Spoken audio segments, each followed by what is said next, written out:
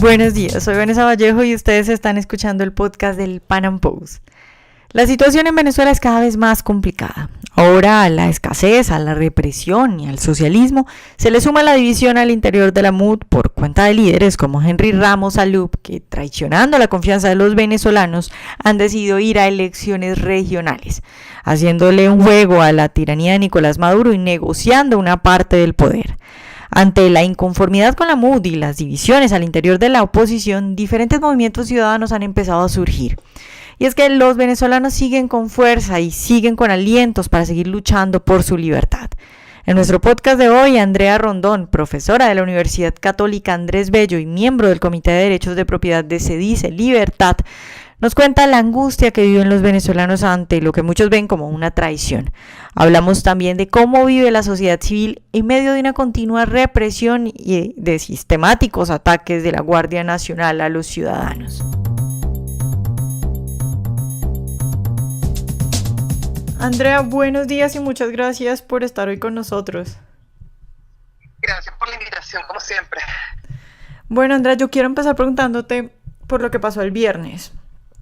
La MUD convocó a una marcha de la oposición para que, digamos, acompañara a los diputados de la Asamblea Nacional, a los opositores, porque al mismo tiempo ese día iba a haber una marcha supuestamente del oficialismo y se iba a establecer la constituyente en el Capitolio.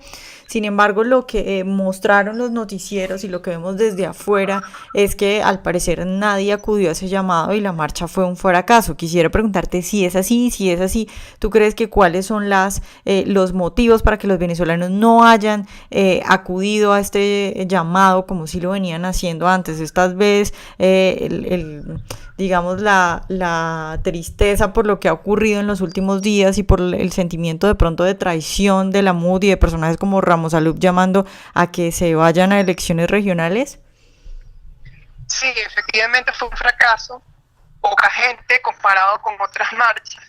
También tenemos que tomar en cuenta que sería el día 125, 126. Estamos hablando de cerca de 4 meses en esta situación que implica un desgaste, ¿no?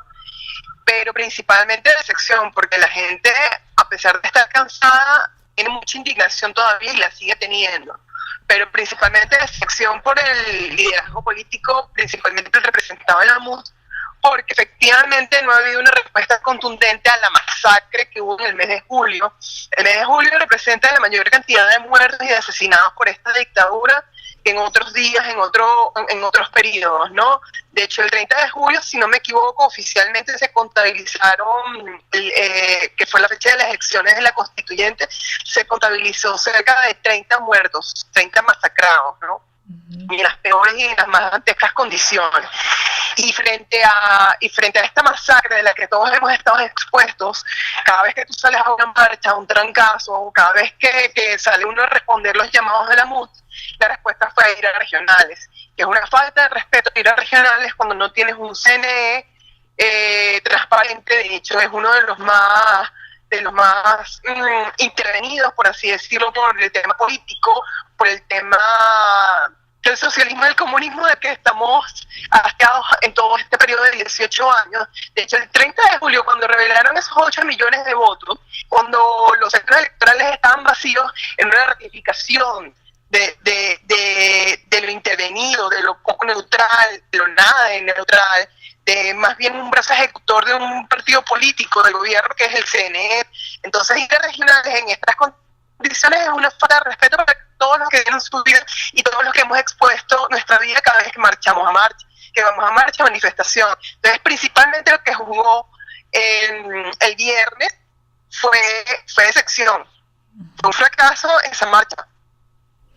Claro, Andrea, ¿qué se viene después de eso? Porque si ya estamos viendo que con toda la razón los venezolanos no quieren salir a la calle porque se sienten defraudados e incluso podrían sentirse utilizados, porque en parte tenemos, por ejemplo, a personajes como Ramos Alup utilizando todo ese riesgo y todo ese esfuerzo que valientemente han puesto los venezolanos en su propio bienestar. Entonces, ¿qué se viene? Porque si tienen una MUD a la cual no quieren seguir apoyando porque le está fallando de esta manera, ¿Qué se viene? ¿Crees tú que lo que sigue son nuevos liderazgos, que van a surgir nuevos liderazgos en Venezuela que sí puedan responder al llamado de la población civil? El problema es que si tú no tienes una condición política y esa es necesaria, hay que reconocerlo, ese ímpetu, esas ganas de avanzar, esa indignación, esa capacidad de respuesta que todavía tenemos, no va a llegar a nada, se necesita una conducción, eso es obligatorio. Sí han surgido movimientos, no te niego, movimientos estudiantiles principalmente o de jóvenes, que han llamado a trancazos espontáneos, han llamado a movilizaciones espontáneas, pero si no hay una conducción, eso no termina en nada. De hecho, hoy se estaba convocando un movimiento llamado Resistencia, entre comillas, se estaba convocando unos trancazos a la toma de Venezuela, y la verdad, solamente hubo trancazos en zonas muy específicas de Caracas. El interior sigue prendido, y me refiero con actos de violencia todavía, lo siguen amedrentando, sigue ocurriendo todo esto, pero los llamados de esos movimientos no tienen concreción, porque todavía la gente, si bien está decepcionada ante el desespero, ante la situación que se nos viene, porque ya Diosdado anunció que la constituyente puede durar 2 años, ¿no? Con lo cual, con 2 años de superpoderes que puede tener esa constituyente, vamos a ver si la regional sirve para algo, ¿no? En realidad para nada, ¿no? Para legitimar esta dictadura. Pero digamos, esos movimientos no tienen mayor trascendencia en la población en general, y la población, muchos van a seguir, muchos todavía se presentan en el dilema si vamos a regionales o no, que posiblemente es mejor postularse y no se va a concretar en elecciones, no perder espacios, etcétera. Estamos ante un dilema muy grave, porque si bien muchos estamos decepcionados, otros tantos corren desesperados ante los llamados de la lucha. Claro, Andrea, te iba a preguntar por el nombramiento de la nueva presidenta de la Asamblea Constitucional, Delcy Rodríguez. Se esperaba, se rumoraba que eso estaba entre la esposa de Maduro, Cilia Flores, y entre Diosdado Cabello, pero aparece otro nuevo personaje. ¿Esto qué quiere decir? Es decir, si quedaba Diosdado, era evidente que Maduro le estaba entregando, digamos, el poder, pero Delcy Rodríguez, ¿qué representa y por qué crees que la eligieron a ella? En realidad no te sabría decir. Lo que sí te puedo decir es que Maduro, de todos estos actores del gobierno, es el que menos poder tiene. Uh-huh. Si algo va a resultar de todos estos días de resistencia, tal vez es la salida de Maduro, lo que no significa que sea la salida del régimen.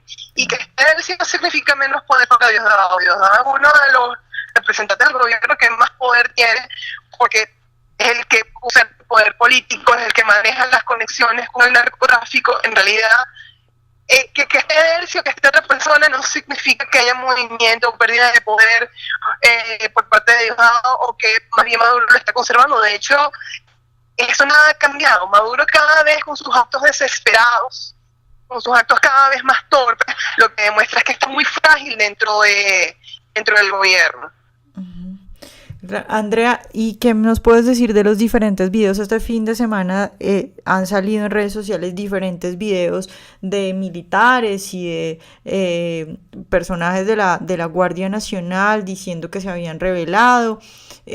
¿Tú crees que es posible que ya en este momento se pueda estar viendo dentro de las Fuerzas Armadas un quiebre tan fuerte y tan poderoso que pueda lograr que se dé un golpe de Estado? ¿O crees que son cosas aisladas y muy pequeñas que en este momento no puedan llegar a mayores?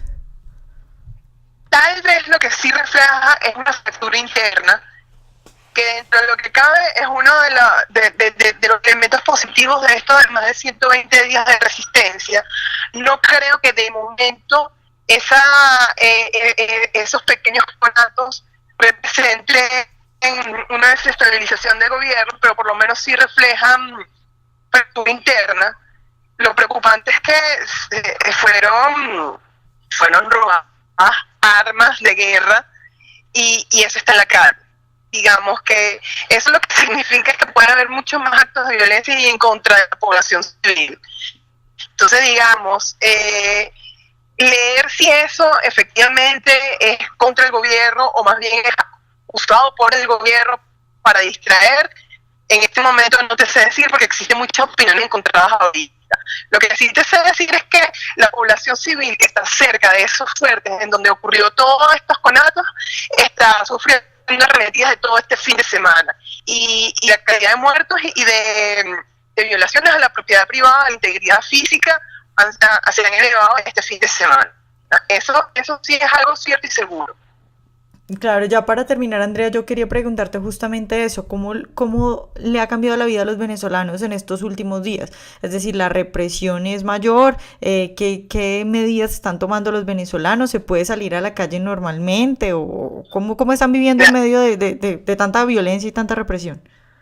Es absolutamente bizarro. Te puedo decir que después de muchos días yo estoy vestida de oficina, porque por lo general uno trabajaba en la mañana e iba de marcha o la manifestación que estuviera convocada en la tarde, con lo cual pues el dress code de oficina estaba totalmente relajado.